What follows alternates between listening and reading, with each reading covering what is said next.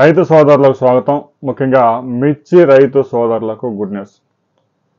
మిర్చి ధరలు పతనమైనప్పుడు కేంద్ర రాష్ట్ర ప్రభుత్వాలు చొరవ తీసుకొని మిర్చికి మద్దతు ధర ప్రకటించాయి. 11,781 రూపాయలు. అప్పటికే కొన్ని వెరైటీస్ తేజ 341 ఎల్లో మిర్చి, టమాటా మిర్చీలు అన్నీ కొన్ని వెరైటీస్ 13,000, 14,000, 15,000, ఎల్లో మిర్చి అయితే 20,000, 23,000 దాకా నడుస్తుంది. దీంతో వ్యాపారస్తులు, ఎక్స్పోర్టర్స్ అంతా ముఖ్యమంత్రికి ఒక విషయాన్ని చెప్పారు. మీరు కనుక 11,781 ఫిక్స్ చేస్తే ఆ పైన ఉన్న ధరలు కూడా కిందకు వస్తాయి, రైతులు తిట్టుకుంటారు అని చెప్పడంతో ముఖ్యమంత్రి వెనకడుగు వేశారు. ఇక సీజన్ మొత్తం క్లోజ్ అయిపోయింది.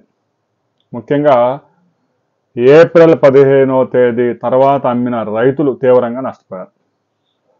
క్వింటా 7,000, 8,000, 9,000, 10,000.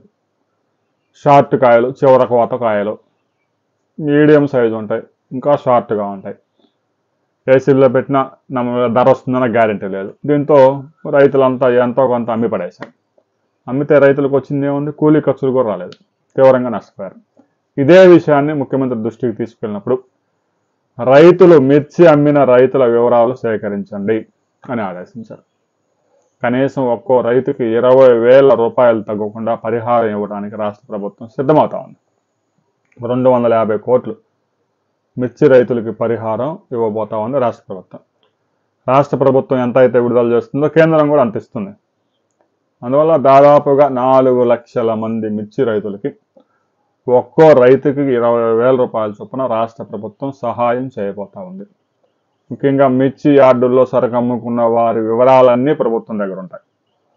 గ్రామీణ ప్రాంతాల్లో పొలాల దగ్గర, కళ్ళాల దగ్గర అమ్మితే మాత్రం అవి నమోదు కావు. మిర్చి యార్డులు తీసుకొచ్చి సరుకు ఎవరైతే అమ్ముకుంటారో మీ పేరుతో వారి వివరాలన్నీ ప్రభుత్వం దగ్గరకు చేరిపోతా ఉన్నాయి. రాబోయే 15 రోజుల్లో మిర్చి రైతులకి కొంత అదనపు సహాయం అందే అవకాశం ఉంది.